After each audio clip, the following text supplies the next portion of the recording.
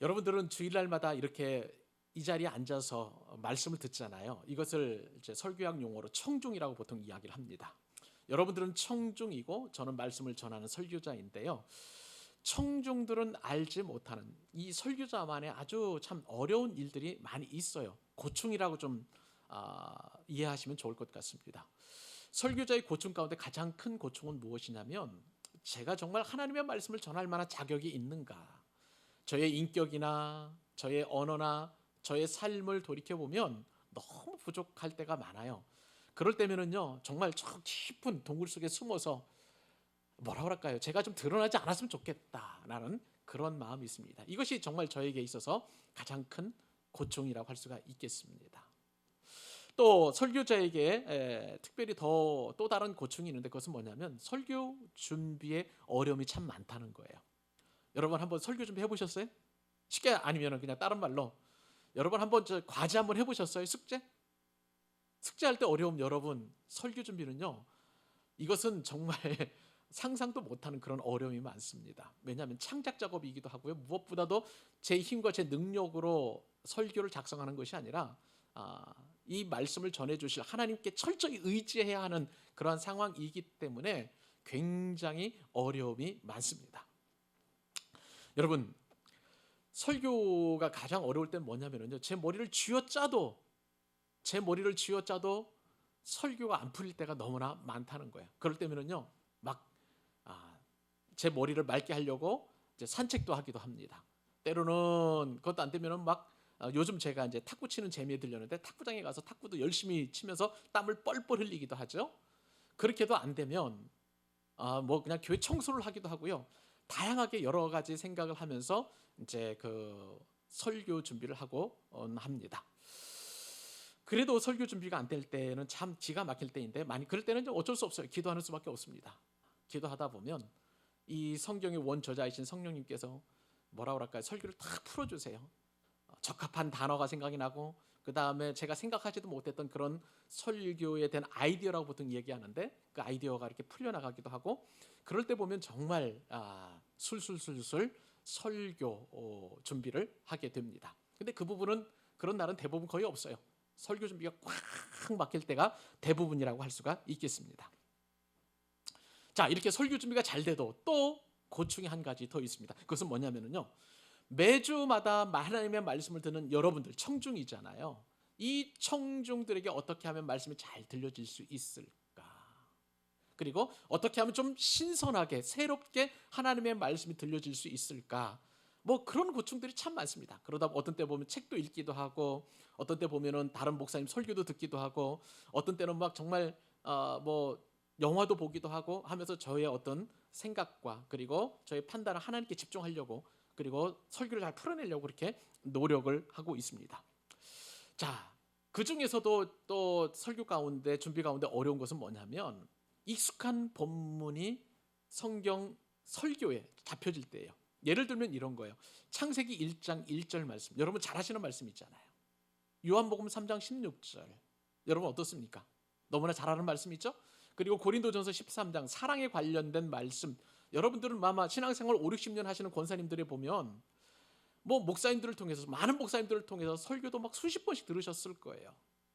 그런 면에서 설교자의 고충은 뭐냐면, 야, 이 설교 또 오늘 또 듣네? 이 본문 가지고 오늘 아는 얘기 또 하네? 이런 고민, 이런 어떤 마음의 어떤 그 닫혀짐들을 어떻게 풀어낼 수 있을까? 이것이 저에게 있어서는 가장 큰 숙제라고 할 수가 있겠습니다. 오늘 본문이 바로 그런 말씀이에요. 여러분, 창세기 12장 1절 모르는 분이 어디 계십니까? 하나님이 아브라함을 불러내시는 그 장면 아니겠어요? 근데 이 말씀을 어떻게 하면 신선하게 그리고 새롭게 여러분들에게 말씀을 전할 수 있을까? 이번 주 내내 제가 가지고 있었던 그런 숙제라고 할 수가 있겠습니다. 근데 여러분, 제가 이번 한 주간 동안 이 말씀을 묵상하면서 많은 은혜를 얻었고요. 그리고 이 말씀을 통해서 새롭게 믿음에 대해서 눈을 뜨게 되었습니다. 오늘은 이 말씀을 증거하려고 해요. 여러분들에게 제가 받은 은혜를 같이 나누어 주려고 합니다. 여러분, 오늘 말씀은요, 여러분 잘 아시는 것처럼 믿음의 조상 누구입니까? 아브라함이죠. 아브라함을 하나님께서 부르시는 첫 장면이 바로 오늘 말씀입니다. 오늘 본문에 보니까 아브라함의 이름이 본래는 아브라함이 아니라 누구였어요? 아브람. 아브라함으로 그렇게 나옵니다. 아브라함은 원래의 뜻은 존귀한 아버지라는 뜻입니다. 근데 이 아브라함으로 창세기 17장에 가서 보면 이 아브라함이 아브라함으로 바뀌게 되는데 존귀한 아버지에서 열국의 아버지, 열방의 아버지라는 이름으로 바뀌게 됩니다. 그 열국의 아버지 아브라함을 부르시는 첫 장면이 바로 오늘 말씀인데, 아브라함이 이 민족의 지도자 그리고 열방의 아버지로 부르심 받기까지 그 첫 발을 내딛는, 믿음의 위대한 첫 발을 내딛는 그 본문이 바로 오늘 내용이라고 할 수가 있겠습니다. 여러분 한번 우리 생각해 보십시다. 하나님께서 아브라함을 부르시기까지 어떤 일이 있었습니까? 노아의 홍수 이후에 모든 사람들이 다 죽고 이제 노아의 가족들을 통해서 이제 믿음의 사람들이 이렇게 뿌리 내리게 되었고, 그리고 그 계보를 통해서 아브라함까지 내려오게 되었습니다. 자, 하나님께서는 이제 그럼에도 불구하고 이스라엘 백성들이 형성되기 이전에 아브라함이 이제 부르심을 받기 전에도, 그러니까 홍수 이후에 아브라함 부르심 받기까지 그 순간에서도 사람들의 죄악은 여전하게 관영했던 것을 보게 됩니다. 근데 이번에는요, 하나님께서 이러한 사람들의 죄를 구원할 방법으로 노아의 홍수 같은 그런 심판이 아니라 아브라함을 부르셔서 아브라함을 통해서 믿음의 뿌리가 내려가게 하시는 엄청나고 위대한 구속사를 하나님께서는 품고 계시면서 아브라함을 부르신 것이라고 할 수가 있겠습니다. 하나님은요, 세상을 구원하거나 내지는 민족을 형성할 만한 아무런 자격이 없는 한 사람 아브라함을 불러서 엄청난 일을 지금 준비하고 계획하고 진행해 가시게 되는 것입니다. 여기서 우리는 한 사람이, 믿음의 사람 한 사람이 얼마나 중요한지를 알게 되는 거예요. 여러분, 사는 것이 사는 것 같지 않을 때가 있는데요, 많은 사람 필요 없습니다. 나에게 공격하고 뒷담화하고 나를 미워하는 한 사람이면 족하다는 것 여러분 잘 아시잖아요. 뿐만 아니라 한 사람 때문에 한 가정이 살아나고, 한 사람 때문에 한 민족이 살아나고, 한 사람 때문에 열방이 살아난다라는 것, 그렇기 때문에 이 한 사람이 얼마나 소중한지 오늘은 이 말씀을 통해서 우리가 깨닫게 될 것입니다. 나 한 사람인데가 아니죠. 나 한 사람이면 족하다가 바로 오늘 우리가 이 말씀을 통해서 깨달아야 될 말씀인 것입니다. 여러분, 한경직 목사님과 손영한 목사님과 유가순 열사의 공통점이 하나 있어요. 이 세 분들은요, 모두가 다 1902년에 태어나셨다는 사실입니다. 근데 이 세 분을 통해서 이 대한민국 교회가 그리고 한국 사회가 일제시대 가장 암울했던 그 상황 속에서 이분들을 통해서 하나님의 비전이 얼마나 창대케 되었는지, 지금 이렇게 대한민국이 대한민국 될 수 있었던 것들은 바로 이 세 분들의 기도와 수고와 또 나라와 민족을 향한 그 사랑 때문에 이렇게 대한민국이 장족의 발전을 이룰 수 있었다는 것이죠. 예수님이 말씀하셨어요.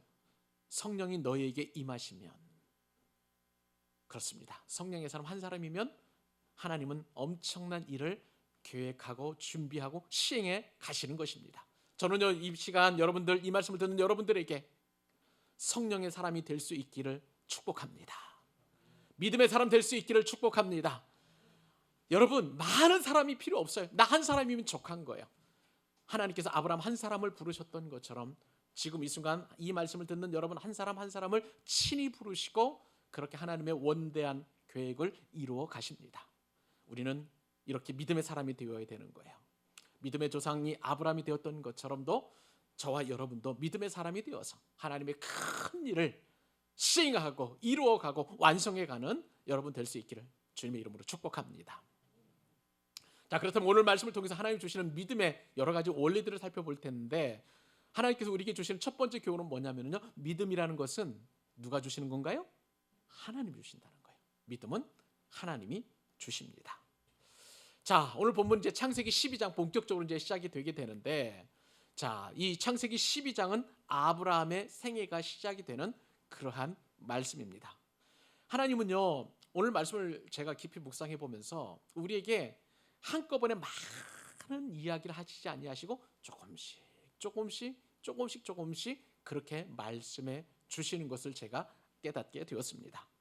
이것은요, 우리의 매일매일의 삶과 우리의 어떤 삶에 드리워진 매일매일의 매 순간의 사건과 고난과 역경과 어려움, 이러한 상황들을 통해서 하나님의 살아계심과 하나님의 신실하심과 그리고 하나님께서 얼마나 우리를 사랑하시는가를 매일매일 조금씩 맛보게 해주신다는 거예요. 하나님은 처음부터 그냥 엄청난 믿음 쏟아부어 주시는 게 아니라는 것입니다. 근데 오늘 본문에 보면 제일 먼저 하나님께서 아브라함에게 믿음의 씨앗을 뿌리시는 것을 보게 됩니다. 그 말씀이 1절인데요. 자, 우리 읽었던 말씀이 있지만 다시 한번 읽어보기를 원합니다. 자, 시작. 여호와께서 아브라함에게 이르시되 너는 너의 고향과 친척과 아버지의 집을 떠나 내가 내게 보여줄 땅으로 가라. 자, 이 말씀을 보니까 제가 집중했던 말씀은요, 여호와께서 아브라함에게 어떻게 하셨다고요? 이르시되, 말씀하셨다는 거예요. 이 말씀이 제 마음에 확 와닿습니다. 여러분, 지난주에 들었던 말씀 혹시 기억하세요? 창세기 11장 마무리에 어떤 내용이 들어있냐면 낳고 낳다가 딱 한 사람 죽은 사람이 있어요. 누구예요? 아브라함의 아버지 데라였습니다. 그리고 아브라함을 소개를 하면서 사레가 불임이었다, 임신할 수 없었다라고 그렇게 성경에 기록했죠. 그러니까 창세기 11장은요 굉장히 암울한 상태로 마무리가 되었습니다.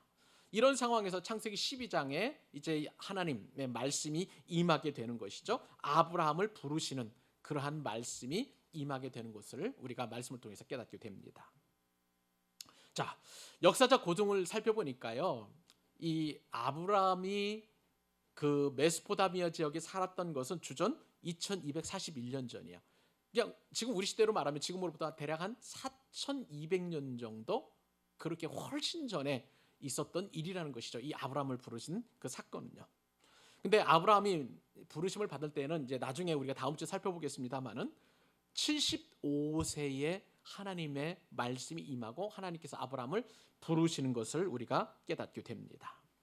이러한 모든 일이 하나님의 말씀으로부터 시작된다는 것을 우리는 깊이 알아야 되는 거예요. 하나님이 말씀하시죠. 너는 내 고향과 친척과 아버지의 집을 떠나 내가 네게 지시할 땅으로 가라. 그렇게 말씀이 임하는 것을 보게 됩니다. 이 말씀을 통해서 우리는 믿음에 대해 여러 가지 원리가 있음을 알게 됩니다. 우선 믿음의 이 말씀을 통해서 우리에게 주어지는 믿음의 원리 첫 번째는 뭐냐면요, 믿음은, 그리고 믿음의 출발은 아브라함이 아니라 하나님이시라는 사실이에요. 여러분들 혹시 믿음에 대해서 우리가 잘못된 생각을 가질 수 있다는 것을 제가 충분히 이해합니다. 왜냐하면요, 저도 하나님 앞에 믿음 주시기를 굉장히 사모했던 것을 보게 돼요. 믿음이 커졌으면 좋겠어요. 작은 겨자씨만한 작은 믿음보다도 큰 믿음이 내게 있었으면 참 좋겠다. 믿음의 분량이 커졌으면 좋겠다라고 그렇게 생각한 적이 많이 있었던 것을 제가 알게 돼요. 그런데 오늘 말씀을 보니까 이 믿음의 출발이라는 게 사람이 아니라는 거예요. 하나님이 믿음을 주셔야만 가능하다는 것을 우리가 알게 됩니다. 쉽게 말하면요, 믿음은 우리가 만들어낼 수 있는 게 아니에요. 내가 믿음을 크게 만들고 싶다고 해서 만들어진다는 게 아니라는 것이죠. 믿음은 하나님의 선물로서 하나님께서 우리에게 주셔야만 하는 것인 것입니다. 여러분 한번 잘 보세요. 하나님께서 지금 아브라함에게 말씀하시죠. 자, 그때에 하나님께서 주신 말씀 잘 생각을 해보면 아브라함 믿음이 있을 때가 아니었잖아요.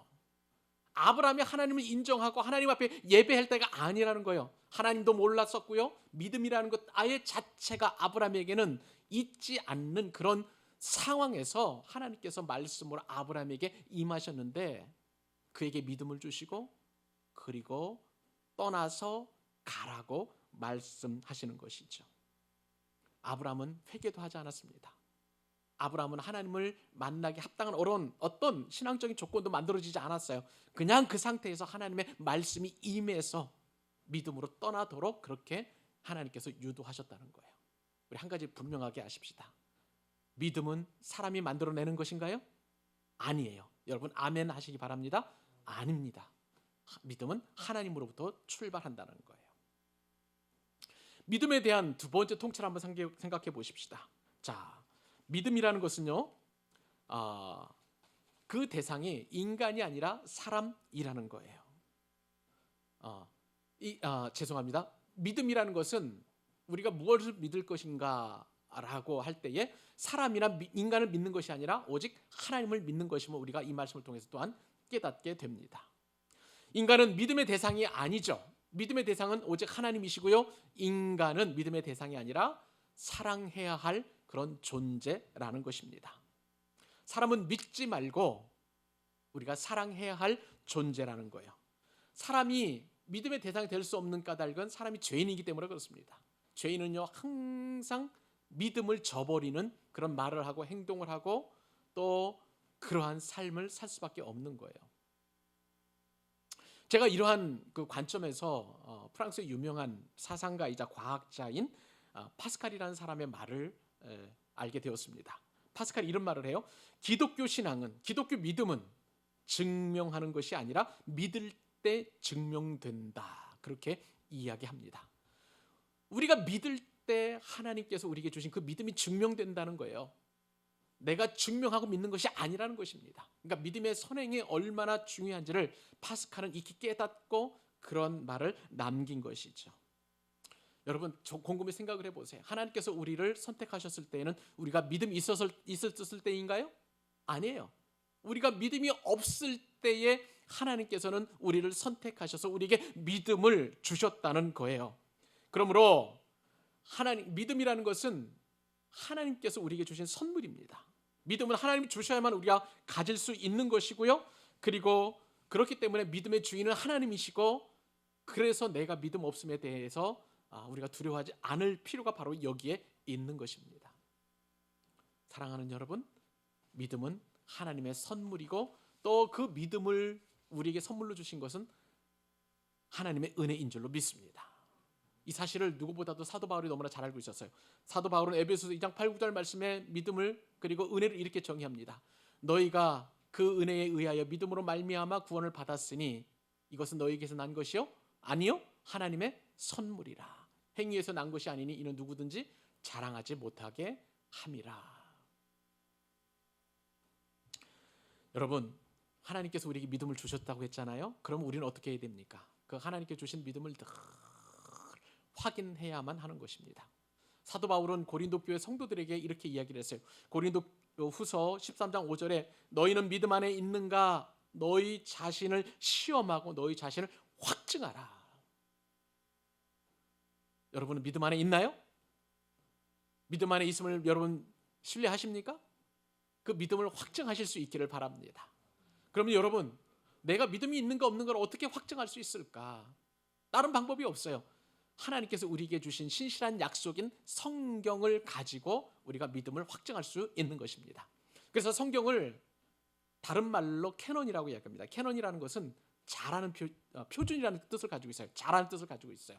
그러니까 이 믿음의 잣대가 바로 성경인 거예요. 그러니까 우리가 매일매일 하나님의 말씀을 읽고 큐티하고 암송하고 말씀을 또한 가까이 해야 하는 것은 내 믿음이 있는가를 확증하는 가장 좋은 방법입니다. 그 외에 어떤 것도 우리의 믿음을 확증할 수 있는 방편이 없는 거예요.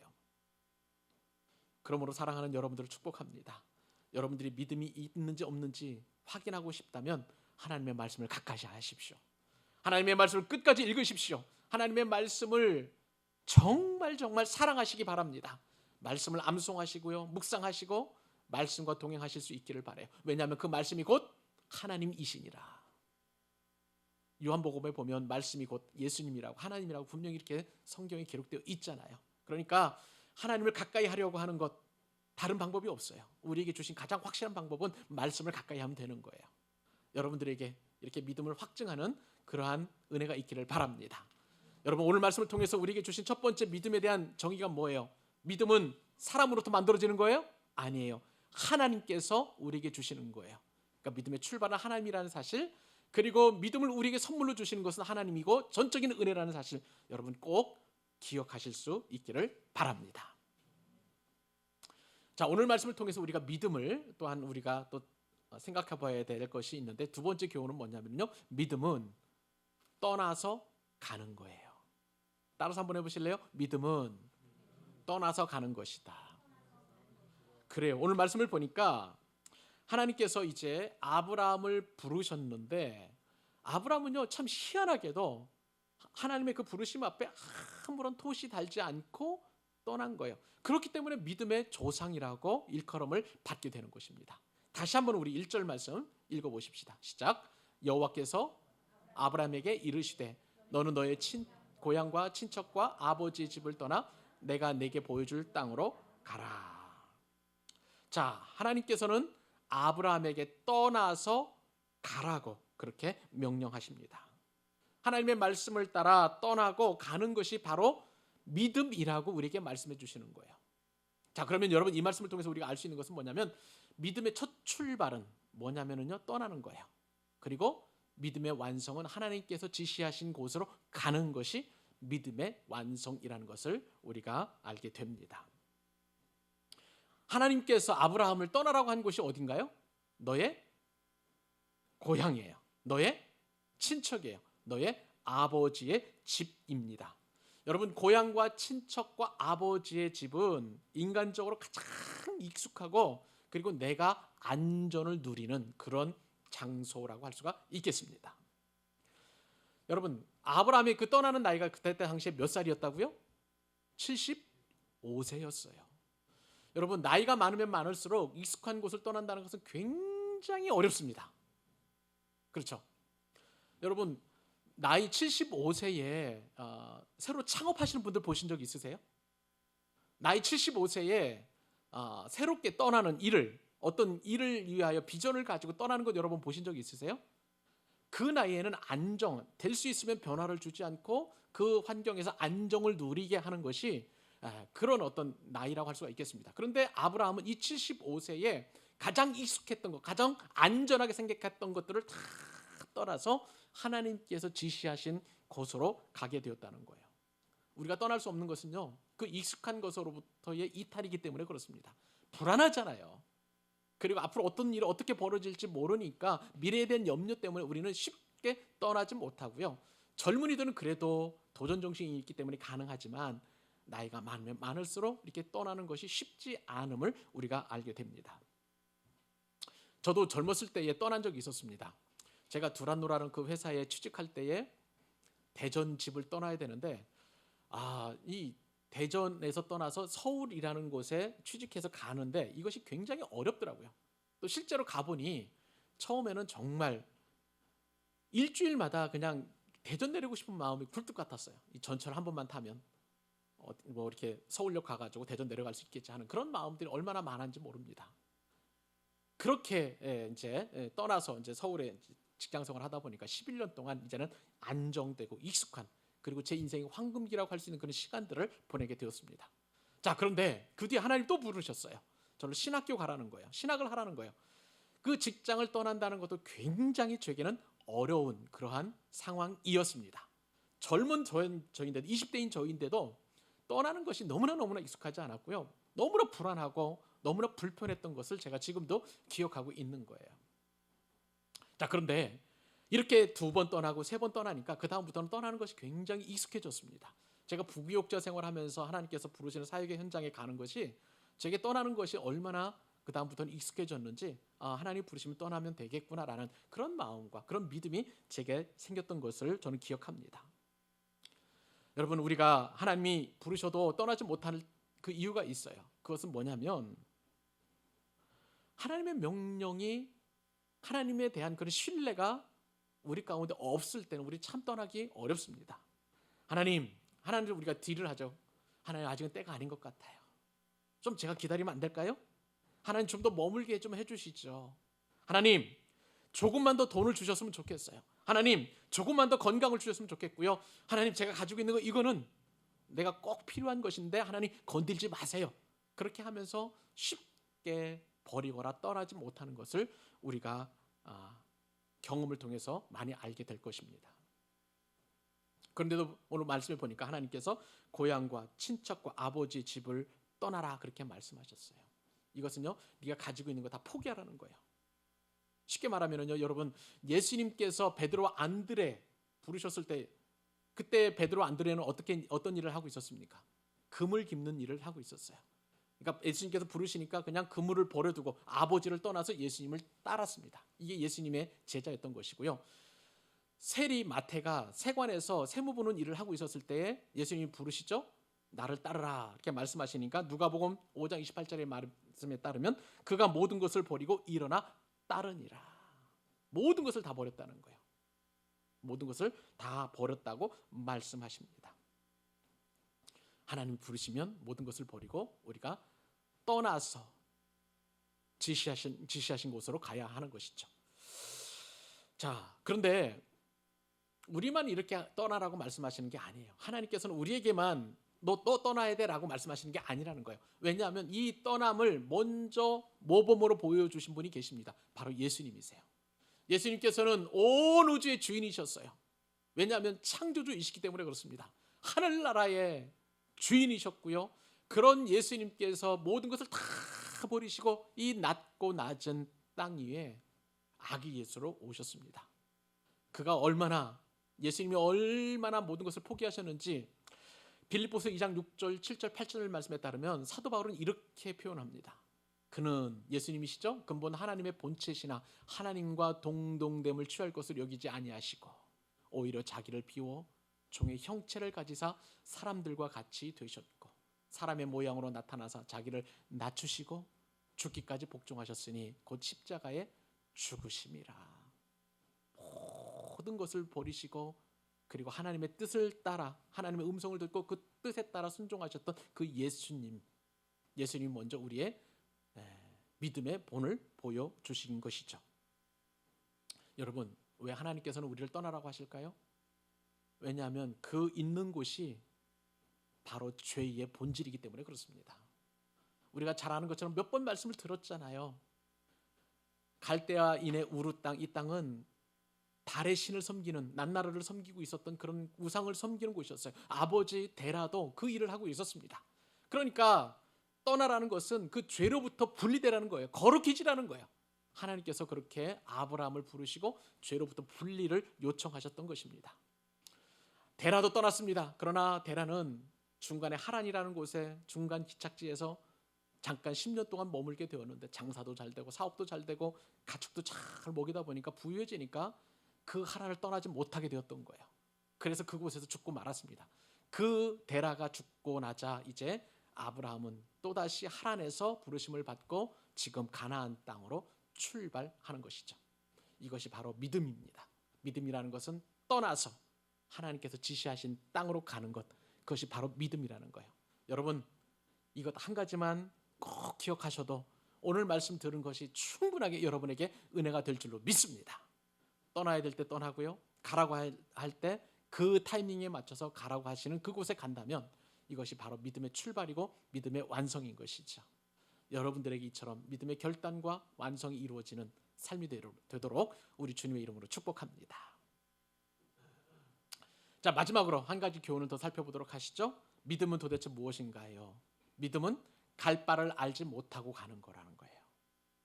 자, 하나님께서는 아브라함을 부르셨고 그리고 보여줄 땅으로 가라고 이렇게 지시하셨습니다. 그 땅은 어디냐면 가나안 땅이에요.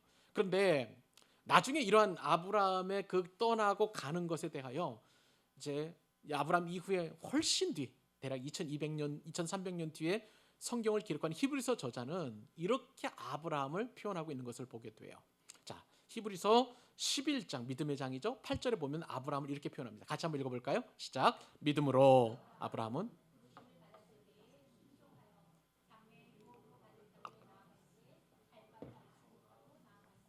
아멘. 자, 오늘 본문하고 이 말씀하고 좀 겸비해서 같이 볼 겁니다. 오늘 본문에 따르면 아브라함에게 내가 네게 보여줄 땅이에요. 그곳으로 가라고 말씀하셨습니다. 시제는 미래 시제였습니다. 여러분, 이렇게 가는 것이 참 쉽지 않아요. 왜 그러냐면 모든 것이 내가 통제할 수 있고 핸들링할 수 있는 것이죠. 그리고 계산 안에 있을 때 그것이 바로 현재잖아요. 지금 현재에서는 다 예측이 가능하고 계산이 가능하잖아요. 내가 어떻게 하면 되겠다라고, 뭐가 이루어지겠다라는 내 나름대로 어떤 삶의 방식들이 다 이렇게 정리가 됩니다. 그런데 이곳을 떠나서 미래로 나아간다, 하나님께서 지시하실 땅으로 간다는 것, 이것은 내 통제를 벗어나는 일이에요. 내 계획을 벗어나는 일이니까 쉽게 떠날 수 없는 것이죠. 그런데 히브리서 말씀에 따르면 아브라함은 그 믿음의 길을 떠날 때에 갈 바를 알지 못했다는 거예요. 그러니까 내 통제를 벗어나고 내 계획을 벗어나는 것에 대하여 아무런 계획도 없이 알지도 못하고 그냥 그대로 떠났다는 것을 굉장히 중요하게 강조하고 있습니다. 이것이 바로 믿음이라고 이야기하고 있는 것입니다. 하나님은요, 우리에게 이 삶의 영역에서 떠나가라고 할 때에 우리에게 절대 앞날을 말씀해 주시지 않으십니다. 중간 기착지도 말씀해 주시지 않으세요. 그냥 그때그때마다 내가 이야기해 줄 테니까 너는 이렇게 가고 그리고 이렇게 가서 또 최종 목적지인 이곳으로 가라라고 그때그때마다 말씀해 주신다는 거예요. 그러니까 주님의 말씀은 우리들이 발에 길에 비치고 발에 등이 될 수밖에 없는 거예요. 한 걸음 뗄 때마다 그만큼 빛으로 우리에게 말씀해 주시고 교훈해 주시고 이끌어 주시는 것입니다. 반면에 우리는 어떻습니까? 믿음이 없기 때문에 우리는 매번 내 계산에 맞지 않으면 그리고 내 예측에 맞지 않으면 쉽게 떠날 수 없게 되는 거예요. 그러나 오늘 본문에 보니까 아브라함은 떠났습니다. 아브라함의 믿음이 위대한 이유가 바로 여기에 있는 거예요. 이에 대해서 성경 주석가인 F.F. 브루스 목사님이 계시는데 F.F. 브루스 목사님 이렇게 말씀하세요. 믿음과 순종은 성도의 삶에서 분리될 수 없는 것이다. 아브라함의 순종은 내면에 있는 믿음의 증거였다라고 그렇게 말을 했습니다. 아브라함이 믿음이 있었었는데 하나님 주신 믿음이 있었었는데요. 그런데 이 믿음이 이제는 순종으로 나타났다는 거예요. 이것이 아브라함이 가진 믿음의 위대함이라는 것을 우리가 깨닫게 됩니다. 그러면 어떻게 하면 아브라함을 그렇게 하나님을 신뢰할 수 있었을까요? 그러니까 기본적으로 아브라함은요, 하나님을 신뢰하는 절대 믿는 그 믿음이 하나님께서 주셔서 가지고 있었다는 거예요. 갈 바를 알지 못했지만 적어도 하나님께서 자신과 함께 하시고 자신의 앞길을 인도해 주시는 그런 분이시다. 여호와 이레로 모든 것을 준비해 주시는 분이다 라는 것을 아브라함은 인식하고 있었던 것입니다.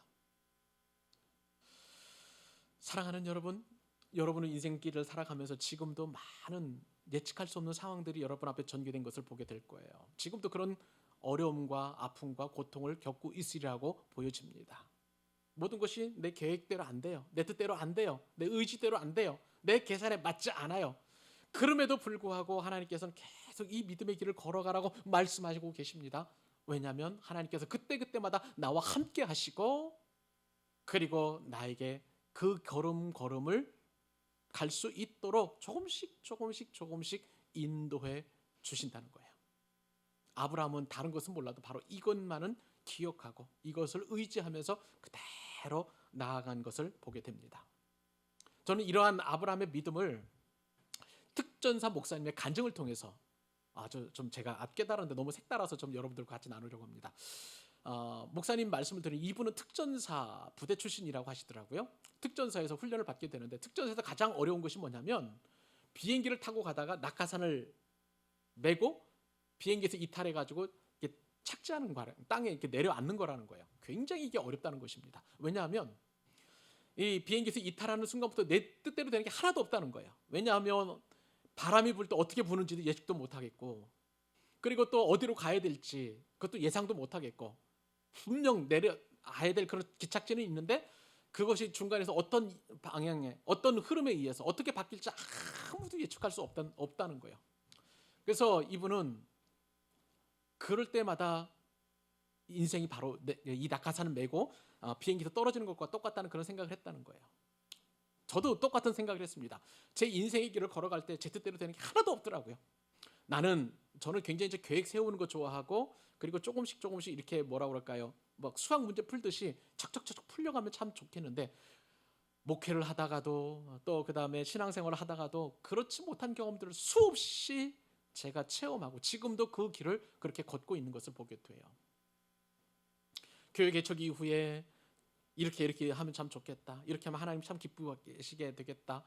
하나님께서 어떻게 또 하면 하나님의 마음 참 감동이 되겠다. 나름대로 계획이 다 서죠. 왜 목회자로 그런 꿈과 비전과 그런 계획이 없겠습니까? 근데 하나도 제 뜻대로 되는 게 없어요.